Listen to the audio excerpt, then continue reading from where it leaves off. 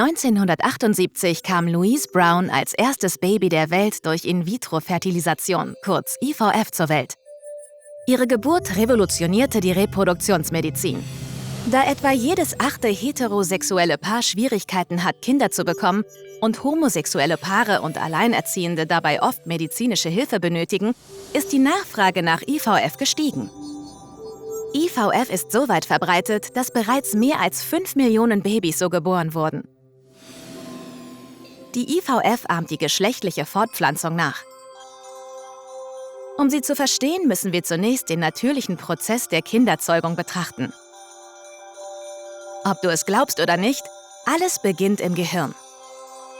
Etwa 15 Tage bevor die Befruchtung möglich wird, sondert die vordere Hypophyse das follikelstimulierende Hormon, kurz FSF, ab, das eine Handvoll Follikel im Eierstock reifen lässt, die dann Östrogen freisetzen.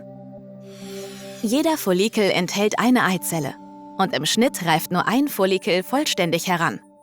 Dabei setzt er das Hormon Östrogen frei, welches hilft, das Wachstum und die Vorbereitung der Gebärmutter zu koordinieren. Außerdem teilt es dem Gehirn mit, wie gut sich der Follikel entwickelt. Ist der Östrogenspiegel hoch genug, setzt die vordere Hirnanhangdrüse Luteinisierungshormon, kurz LH, frei, das den Eisprung auslöst und bewirkt, dass der Follikel platzt und die Eizelle freigibt. Sobald das Ei den Eierstock verlässt, leiten es die fingerartigen Fimbrien in den Eileiter.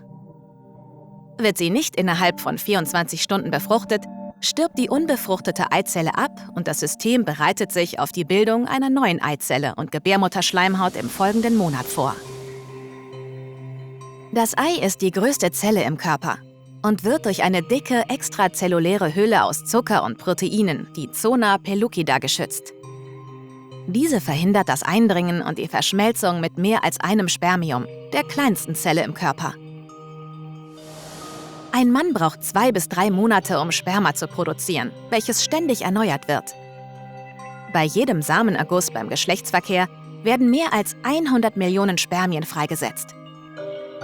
Davon schaffen es jedoch nur etwa 100 in die Nähe der Eizelle und von diesen kann nur eines die Zona pellucida erfolgreich durchdringen. Nach erfolgreicher Befruchtung entwickelt sich die Zygote unverzüglich zu einem Embryo und benötigt etwa 3 Tage, um die Gebärmutter zu erreichen.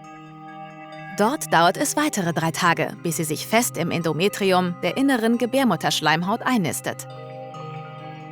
Ist dies erfolgt, sondern die Zellen, die zur Plazenta heranwachsen, ein Hormon ab, das dem ovulierten Follikel signalisiert, dass eine Schwangerschaft vorliegt. Dies bewahrt den nun als Gelbkörper bezeichneten Follikel vor der Degeneration, die sonst in diesem Stadium des Menstruationszyklus eintreten würde. Das Gelbkörperhormon sorgt für die Produktion von Progesteron, das die Schwangerschaft bis zur 6. bis 7. Schwangerschaftswoche aufrechterhält. Danach übernimmt die Plazenta die Versorgung, bis das Baby etwa 40 Wochen später geboren wird. Aber wie wird nun ein Baby im Labor gezeugt? Bei Patientinnen, die sich einer IVF unterziehen, wird FSH in erhöhter Konzentration verabreicht, um eine kontrollierte Überstimulation der Eierstöcke zu bewirken, sodass diese letztlich mehrere Eizellen produzieren. Die Eizellen werden dann kurz vor dem Eisprung unter Narkose entnommen, und zwar mittels einer durch Ultraschall gesteuerten Absaugnadel. Die meisten Spermazellen werden durch Masturbation gewonnen. Im Labor werden die Eizellen identifiziert, von umliegenden Zellen getrennt und für die Befruchtung in einer Petrischale vorbereitet. Die Befruchtung kann dann auf 2 Arten erfolgen. Bei der ersten werden die Eizellen mit tausenden Spermien befruchtet, was innerhalb weniger Stunden auf natürliche Weise geschieht. Bei der zweiten Technik erhöht man die Wahrscheinlichkeit der Befruchtung durch Einsatz einer Nadel, mit der ein einzelnes Spermium in die Eizelle eingebracht wird. Dies ist bei Problemen mit der Spermienqualität hilfreich. Nach der Befruchtung können die Embryonen nun auf genetische Eignung untersucht, für spätere Schwangerschaftsversuche eingefroren oder über einen Katheter in die Gebärmutter eingesetzt werden. Üblicherweise wird der Embryo entweder 3 Tage nach Befruchtung übertragen, wenn er 8 Zellen hat, oder am 5. Tag, wenn er als Blastozyste bezeichnet wird und Hunderte von Zellen hat. Sind die Eizellen der Frau aufgrund ihres Alters oder Schadstoffbelastung von schlechter Qualität oder wurden wegen einer Krebserkrankung entfernt, können Spendereizellen verwendet werden. Falls die Wunschmutter eine Gebärmutterproblematik oder keine Gebärmutter hat, kann eine andere Frau, die sogenannte Leihmutter, das Baby in ihrer Gebärmutter austragen. Um die Erfolgschancen zu erhöhen, die bei Frauen unter 35 bei bis zu 40% liegen, übertragen Ärzte mitunter mehrere Embryonen auf einmal, weshalb es bei der IVF häufiger zu Zwillingen und Drillingen kommt als bei natürlichen Schwangerschaften. Meist versucht man jedoch, das Risiko von Mehrlingsschwangerschaften zu minimieren, da diese für die Mutter und die Babys riskanter sind. Millionen von Babys wie Louise Brown wurden durch IVF geboren und haben ein normales, gesundes Leben.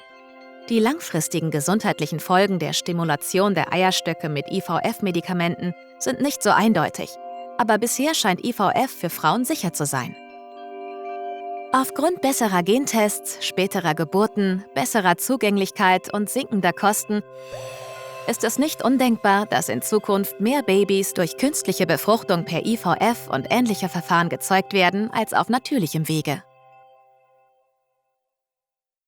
Hast du manchmal das Gefühl, nicht genug über deinen eigenen Körper zu wissen? Abonniere diesen Kanal und erfahre alles über Haarausfall, Muskelwachstum und die Frage, warum wir an so vielen zufälligen Stellen Haare haben. Bleib neugierig, bleib informiert.